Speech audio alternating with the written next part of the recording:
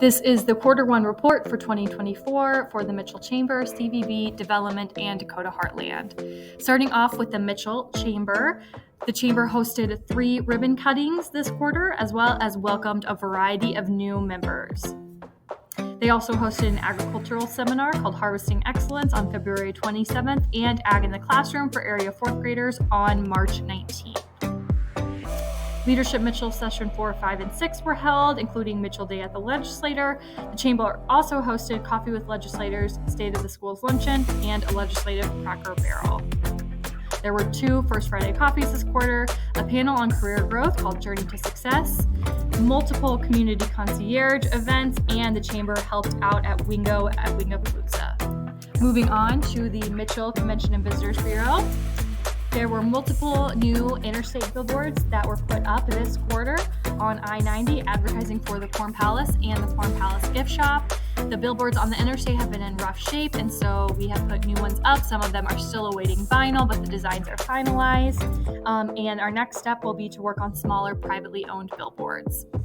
Visit Mitchell also got a brand new website, and it is completed and live. It's the same URL at visitmitchell.com, but it has a more user-friendly interface and a visually appealing design that has resulted in higher SEO, meaning that it is higher up when people Google things about Mitchell. And we've already seen examples of this in a surge of visitor guide requests from our website. Quarter 1 was also the 2024 National Pheasant Fest at the Denny Sanford in Sioux Falls. It was a record-breaking event with almost 35,000 people attending, and we represented Mitchell well, handed out information about hunting and bags, and had a lot of really great conversations. Moving on to the Mitchell Area Development Corporation. So the MADC just relaunched a new $1,000 relocation incentive program for people who are moving to Mitchell from out of state and living and working here full time. And this program is for people who have moved here on or after March 1st.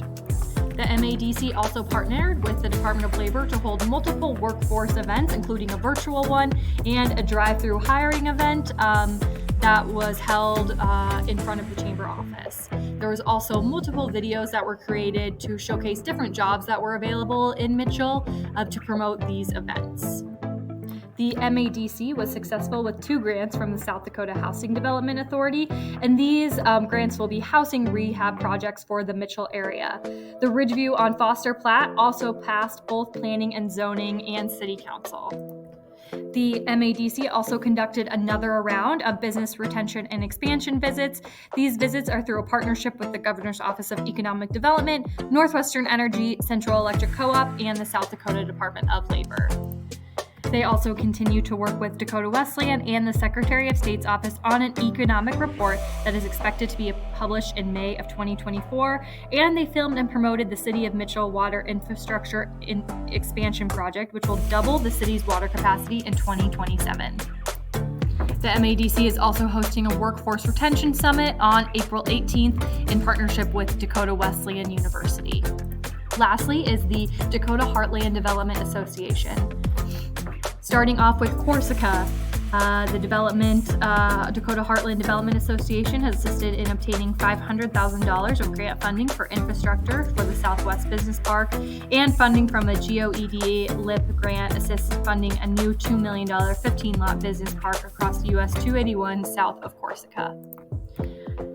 Dakota Heartland also received in-depth third-party child care study results for communities in Hutchinson and Douglas counties. They also this was funded partially through Northwestern Energy grant. The studies show significant shortage of child care for 0 to 2 years of age now and in the next 5 years.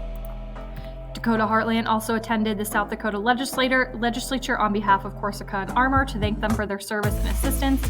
Corsica received a GOED LIP grant for $500,000 for business park infrastructure, and Armor received a South Dakota Housing Infrastructure grant for $675,000 for their 37-lot housing subdivision.